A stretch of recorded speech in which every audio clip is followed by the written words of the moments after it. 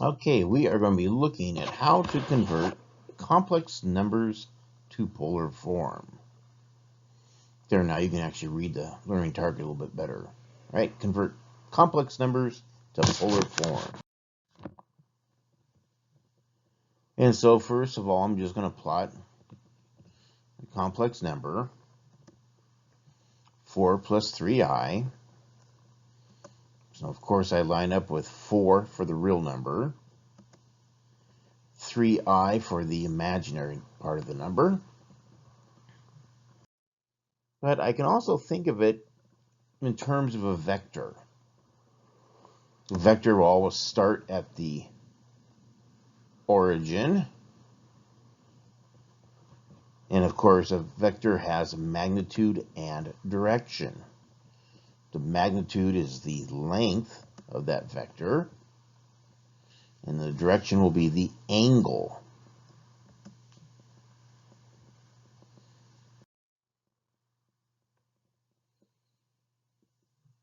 Now again, when working with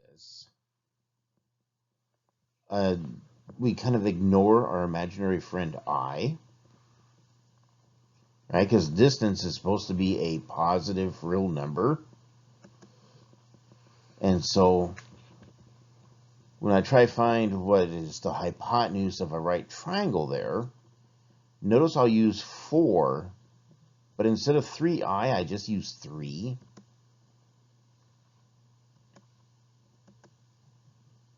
And I say, aha. The distance from the origin to that point is 5. Or I can think of that hypotenuse of that triangle being a length of 5, or the magnitude of that vector is 5.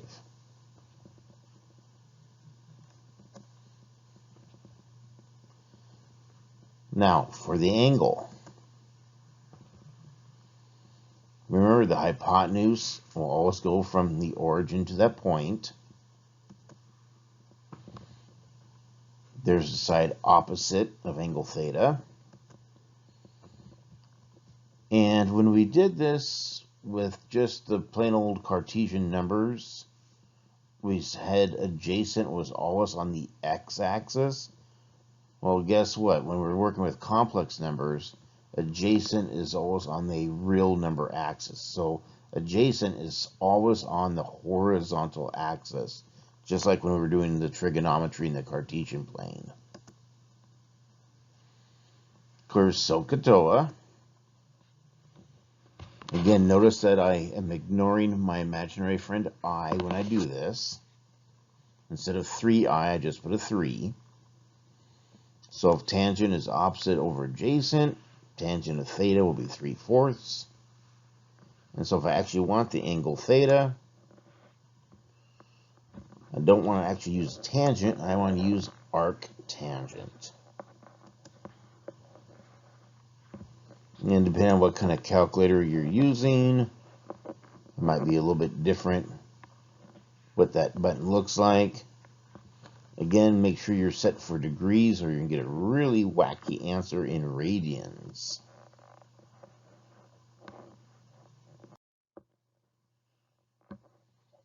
And so depending on what type of calculator I use, if I push buttons in the correct order, angle theta will be about 36.9 degrees. And so 4 plus 3i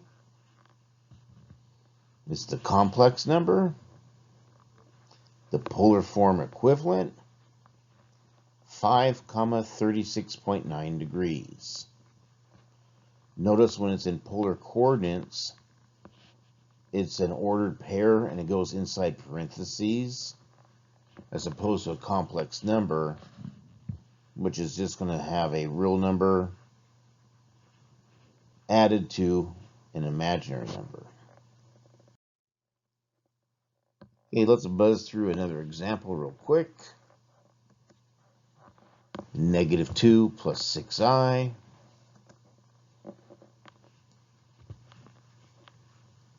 If I want to convert to polar,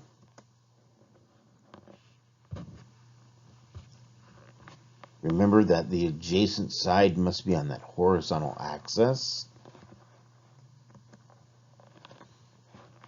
Again, I ignore my imaginary friend I when I try to find this distance, also known as the magnitude.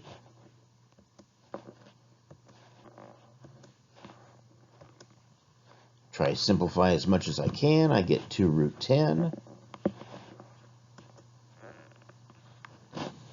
Now, notice I labeled the angle as being alpha, and in just a moment I'll explain why. So if the tangent of alpha is opposite over adjacent, again, notice that I ignore the I on the 6i, I just use the 6. In other words, tangent of alpha is -3. Find the inverse function of tangent, also known as arctangent. And I come up with about -71.6 degrees. Now, where is that being measured from? Right? -71.6 degrees tells me I'm going the clockwise direction, which makes sense if you're reading a clock, but it's backwards when we're doing this type of math. So it's backwards from 180 degrees. But the angle I'm actually talking about, theta, always measures from the right hand part of the horizontal axis.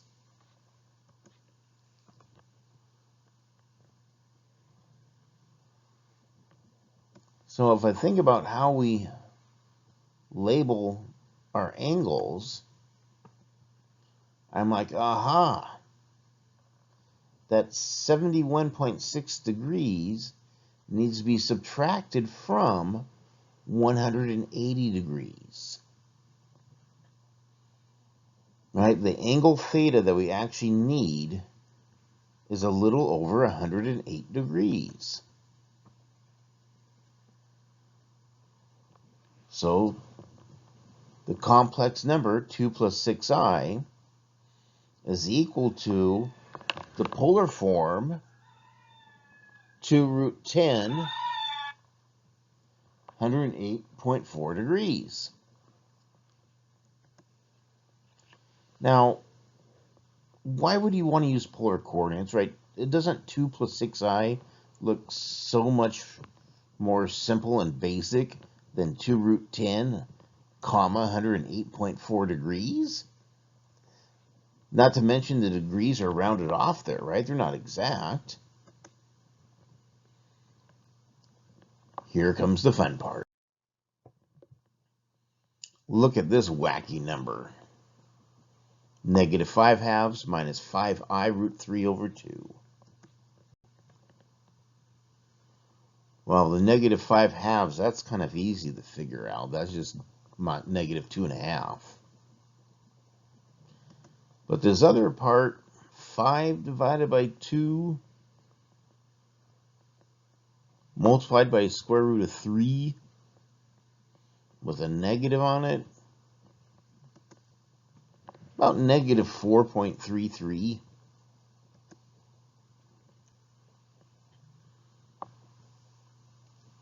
So -4.33i.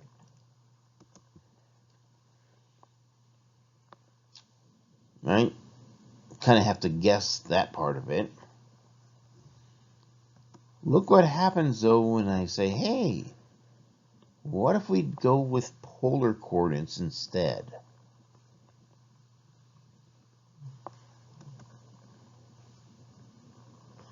Again, I'm using angle alpha, and then we'll adjust later to figure out the actual angle we want, theta.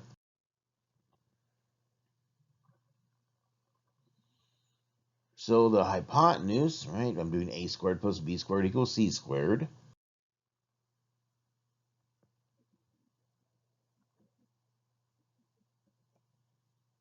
Oh my goodness, it's exactly 5.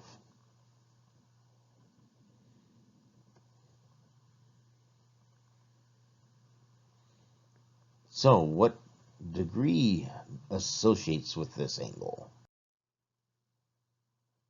Well, if tangent of alpha is, holy cow, -5√3/2 divided by -5/2.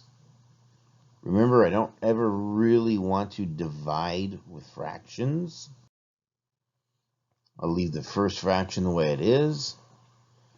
But instead of dividing, I will multiply by the reciprocal of the second fraction.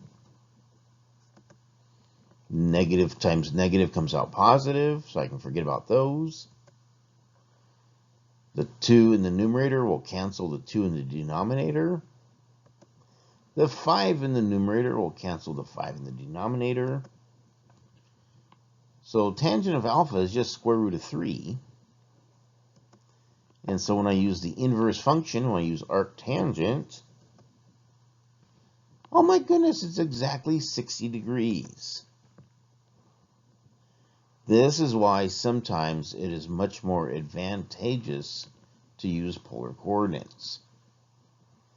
Now, it is a positive 60 degrees, so we are going counterclockwise. But now I got to remember that for angle theta, it's not just that 60 degrees, it's the 180 degrees plus the 60 degrees for my actual angle theta. I think about where our starting point, where 0 degrees is located. I actually end up traveling 240 degrees. And so that crazy value of -5/2 minus 5i√3/2, which is quite cumbersome, is very nice in a polar form as just 5, 240 degrees. So take a stab at a couple of these with the worksheet. Oh, polar bear, you don't fit in that picture. Okay, let's get that polar bear out of there. In fact, let's get the word worksheet out of here too, so we can just enjoy some nice mountain scenery here, the reflection in the lake.